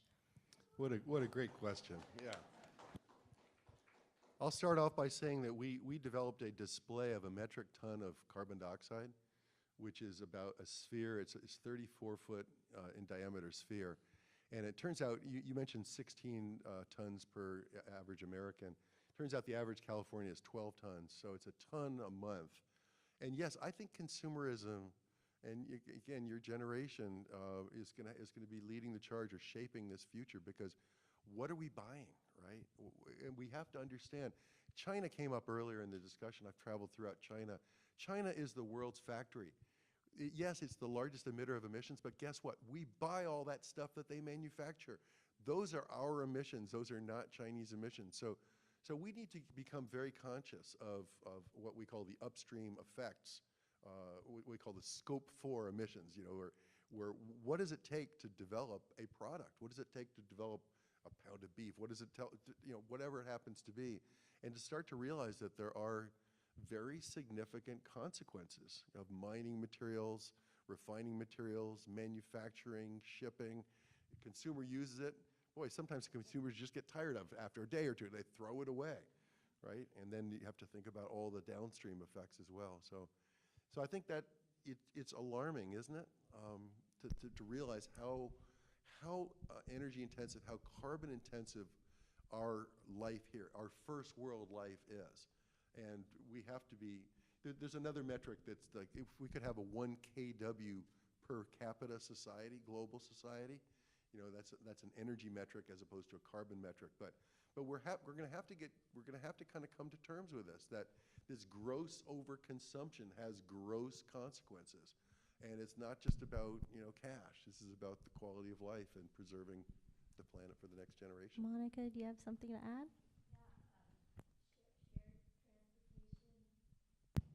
Shared transportation, biking, multimodal ways of getting around where you're not using your car need to come into play, living in places where you can walk to things, where you can buy things near where you live. But doesn't it feel just awful when you have to throw something out? I hate doing it, but can we buy things that last longer? Maybe they cost a little more, but you just can keep it forever or a really long time. Glendale has some fix-it clinics coming up, at least one, and that is very exciting to bring in that old thing that stopped working, but maybe just has one little part wrong with it. There's legislation in the state right now that would make it easier to actually right to repair. These kind of things, I think, are also part of the solution, finding ways to reuse, repurpose, and use less. And I ask every young person here to model this, like make it cool, because I have a teenager and I can tell you it's not easy. But if it becomes cool to have these habits and think this way, that makes such a big difference, because then other people want to be like you, and sustainability becomes a normal thing to do. And you're not some weirdo when you bring your water bottle or whatever. Right. Can I add just a little bit to that, just briefly? And I know we're out of time, we're almost out of time. But this is a real challenge. I think it's a good question, because we're social creatures, very much so. I mean, how we behave, all of us, tends to be largely based on how we think people around us want us to behave. I mean, whether you're studying the worst things humans have ever done or the best things humans have ever done, we largely respond to social cues. And this is what teenagers particularly are going through, is trying to figure out where they fit into the system. And there's no doubt that we're raised in a society that praises, MTV Cribs or whatever, right? I mean, it praises the big house. I mean, even the people who are working hard to do the right thing often have a 12,000 square foot or a 20,000 square foot house. And so I think you're getting at something important. And just in my teaching, it did occur to me years ago that we love to talk about recycling in our culture, even though we've lately found that there's lots of problems with some of what we've been sold about recycling, that a lot of things aren't actually recycled. But, I'm old enough to remember when that icon came up, the reduce, reuse, recycle. And Americans love to focus on the recycle because that lets us keep shopping. But as I've gotten older, and part of that is like learning to manage my own money, and to try to generate wealth, not just income, you try to focus more and more on the reduce and reuse, right? And not so much on buying and throwing away or buying and throwing it in the recycling bin. But I think it's a challenge to just kind of, for us to say, well, everybody should have a 30-year-old belt like one I regularly wear. I have one belt I've been wearing for 30 years. This one is younger than that, but it'll last a while. I mean, so I try to teach my children is, and I have only marginally done so, right? It's hard, but how long is that thing you're going to buy going to last? And that's a financial thing, but it's also an environmental decision. So we all need to have stuff, but we should have good stuff, long-lasting stuff. And that's what your question was getting at, as well. And as a final point, when you buy food, I don't think companies wanted us to know how much saturated fat or trans fat was in it. The government did have to regulate the food labels, which tell us how many calories and fat. And I don't have any idea when I buy a shirt how much carbon dioxide was released in its production. I don't have any idea how the workers were paid. And many of us in this room would spend more if we knew that that product was doing better. So why have I not heard a push for any kind of regulation on consumer information about carbon? Totally. And luckily, there are lots of companies doing that now, like Pact, Everlane, Christy Dawn. They'll show you the carbon impact, but definitely that's something that needs to be a standard. And to wrap this up, I think you talked a lot about energy. We talked about like reducing our consumption. But today, if you were to give advice to someone here, what's one action? How can they get involved in making change? Like, what would be the first step for them? Or what would be the first step for someone who is not totally convinced? Well, if I may, I'll make a pitch that if you'd like to get involved with a local group, a Glendale Environmental Coalition, we would love your help. And really what we do is advocate to our wonderful city council about good policy. They have set some really fantastic goals, and they need to be at the center of everything we do right now. The first goal, as Ted mentioned, is 100 megawatts by 2030, and 100% clean energy by 2035, and 10% solar on our rooftops by 2030, fine. But that needs to be at the center of all of our energy planning. We need to come together, all this city, to give input into how we're going to get there. But we all need to be part of this movement, and it needs to be a given that we've agreed now that this is where we need to go, and so everything needs to be designed around it. So if you want to get on board with us to go and express our support of that idea, please do, and that's one small thing you can do. Cool. Nicholas, what advice do you give for someone to get involved and to see change? Yeah, no, this is also a really good question. There's a lot of things you can do. I mean, obviously volunteering, internships, those things matter, especially if you want to go into a career where you're doing a lot of this. But honestly, a lot of it really just comes down to learning new information. And, this may sound cliche saying in a library though, but, reading articles and books, that stuff's helpful. And, as we've all talked about today, the climate is changing, technology's changing, the economics around energy are changing. I mean, energy behavior or sustainable consumerism is mattering a lot too. So I think really being able to try to delve into topics that do interest you can be very helpful, because, a lot of the stuff here, the stuff is complicated. There's stuff at my work I still learn about new every single day. So I would say if you have a lifelong commitment to that, you can really learn how to act and how to really, even bring this up in regular conversations or daily parts of your life that you may not have thought about previously. Thank you. And Michael, what advice would you give to someone to take as action? What was one small step they can take today? Honestly, I think if I had to pick one thing, I think the cars and the electricity are to some degree going to be taken care of by the social pressure we've already talked about. Honestly, I would say eat lower on the food chain. Not every day, not all the time. Many people can't make the leap to vegetarian or vegan. But if you just do half the week vegetarian, you've made a huge impact on this problem. And by the way, you're probably going to live longer and be healthier. And so that, and I think voting for the right people.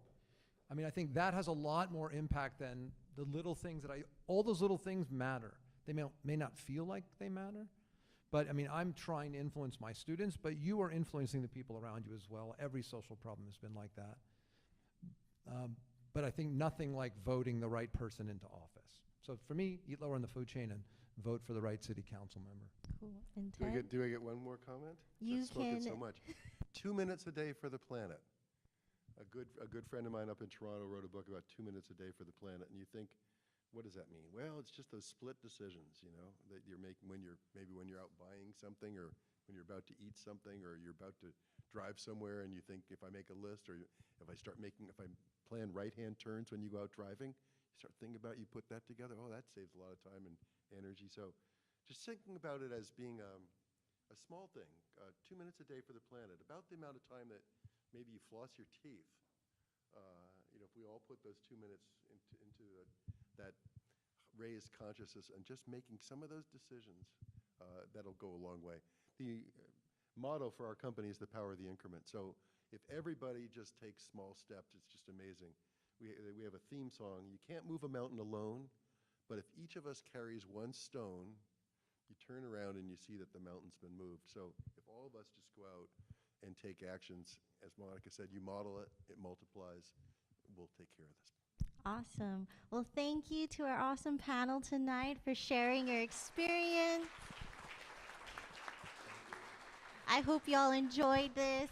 Thank you to Tor Allen to helping to organize this, the California State Library grant for funding this. If you would like to learn more, you can talk to our panelists. We also have our bicycle team who are updating the bicycle plan. Share your feedback on what you think the Glendale's bicycle infrastructure should be if you're out here live with us. We also have surveys we'd love for you to take so we know if you want more types of events and discussions like this. And we also have the Solar Schoolhouse there. And if you are looking for something to do this Saturday, head out to the Solar Discovery Fair at Roosevelt Middle School from 10 to 2 p.m. And if you want to learn how to repair something, we'll be right back here in the auditorium on May 20th for the Glendale Repair Cafe. That will be around lunchtime into the early afternoon. Well, thank you everyone for coming, and we hope to see you next time.